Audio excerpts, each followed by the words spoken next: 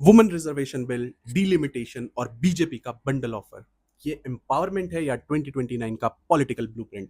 Let's understand. BJP ने अपने tenure में बहुत सारे बिल पास किए, लेकिन in first time in 12 years वो ये बिल पास नहीं करवा पाई। एंड रीजन सिंपल है, ये पर्टिकुलर बिल बंडल में था जो कि अब पुश हो रहा था। अगर कोई एमपी वुमेन रिजर्वेशन को सपोर्ट भी करता लेकिन डीलिमिटेशन पे कंसर्न है, तो उसे पूरे बिल के अगेंस्ट में वोट करना पड़ेगा। ये क्या है? Forced choice politics.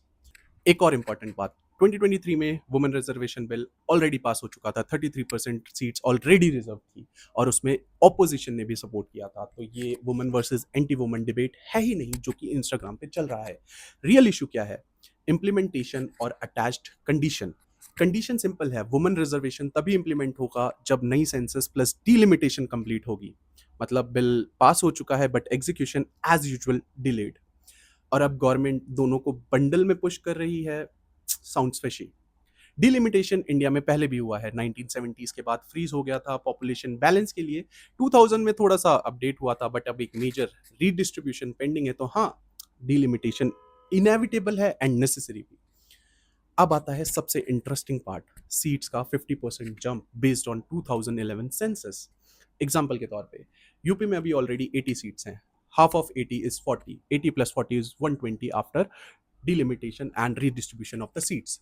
Tamil Nadu, south की स्टेट, जहाँ पे अभी 39 कॉन्स्टिट्यूएंसीज हैं, इसको हम राउंड फिगर में 40 कर लेते हैं। 40 का half is 20, 39 plus 20 is about 59 seats. Surface पे सब कुछ फेयर लगता है बट मेरा टेक, गवर्नमेंट जानती है कि जब लेटेस्ट सेंसस आएगा तो ये नंबर इतने जनरस नहीं होंगे। साउथ का शेयर रिलेटिवली कम हो सकता है, एब्सोल्युटली नहीं, रिलेटिवली।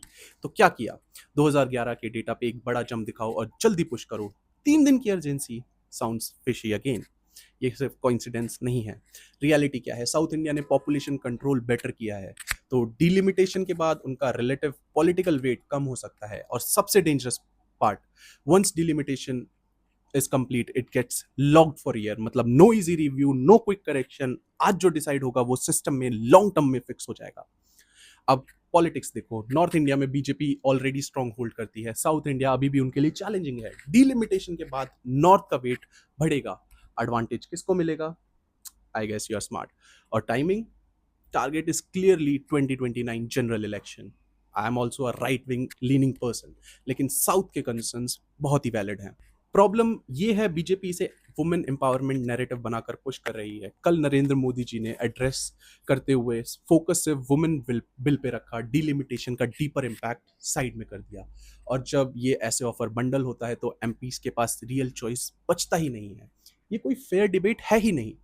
सिर्फ क्रिटिसिज्म नहीं, सॉल्यूशन भी लो। वुमेन रिजर्वेशन बिल को करंट सीट्स पे इमीडिएटली इंप्लीमेंट करो। डिलिमिटेशन को सेपरेटली लाओ, फ्रेश सेंसस डेटा के साथ।